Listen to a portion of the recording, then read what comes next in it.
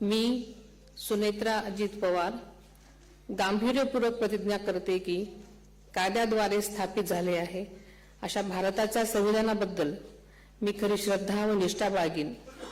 मी भारताची सार्वभौमता व एकात्मता उन्नत राखीन।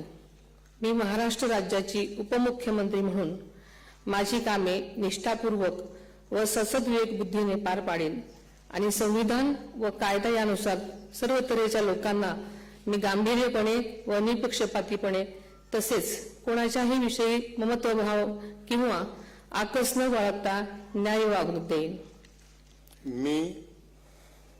मी सुनेत्रा अजित पवार गांभीर्यपूर्वक प्रतिज्ञा करते की महाराष्ट्र राज्याची उपमुख्यमंत्री म्हणून माझ्या विचारार्थ आणली जाईल किंवा मला ज्ञात होईल अशी कोणतीही बाब अशी उपमुख्यमंत्री म्हणून माझी कामे यथायोग्य पार पाडण्यासाठी आवश्यक असेल ते खेरीज करून एरवी मी कोणत्याही व्यक्तीला किंवा व्यक्तींना प्रत्यक्षपणे वा अप्रत्यक्षपणे कळवणार नाही किंवा त्यांच्याकडे उघड करणार नाही। धन्यवाद।